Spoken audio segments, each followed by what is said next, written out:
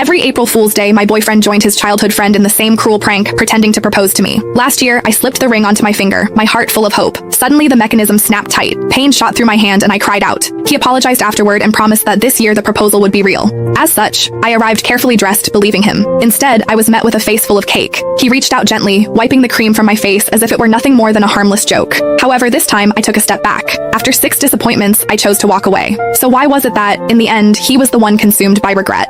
Every year on April Fool's Day, my boyfriend would team up with his childhood best friend to pull the same prank on me. He would pretend to propose. Last year, the two of them laughed like it was the funniest thing in the world, even though my fingers were almost crushed in the process. Later, he apologized and swore that this year would be different. This year, the proposal would be real. As such, when he called me again, sounding urgent and telling me to come to the place where we had our very first date, I believed him. I curled my hair, got my nails done, and spent extra time perfecting my makeup. I picked out a brand new outfit and even drafted the announcement post I was going to share once everything became official. However, the second I stepped through the door, smiling and full of excitement, a thick slab of cake cream slammed straight into my face. Laughter burst out from among the crowd and a girl's voice rang out, bright and smug. I told you Whitney can't take a joke, someone else said. You insisted on calling her. Now look at what's happened. Sylvia huffed and sat on the couch. The mood shifted instantly. The way everyone looked at me turned cold. She was the only girl in their group, the one everyone spoiled. As long as she was unhappy, everyone would rush to comfort her, Nolan included. The first time I met her, she organized a game of truth or dare. When other people got dared, it was just something a little embarrassing. However, when it was my turn, they asked me to do something way out of line in front of everyone. All I said was that it was too much and I did not like it. Sylvia's eyes immediately turned red and she ran out of the room. Everyone ran after her,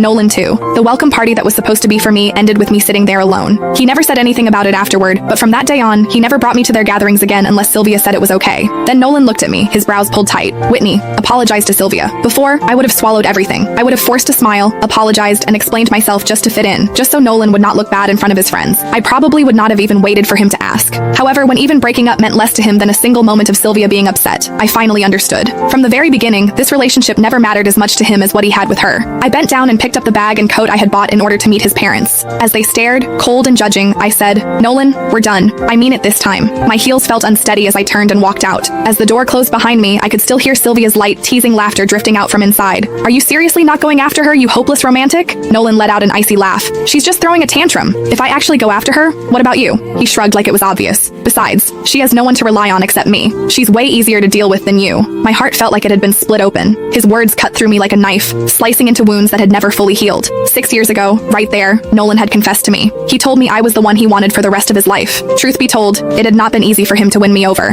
When I was 15, my parents both remarried and started new families of their own. I became the extra piece no one wanted to talk about. I resisted relationships, and I resisted the idea of building a family. I turned him down 5 times. The last time, I was living alone when a stranger started following me. I did not even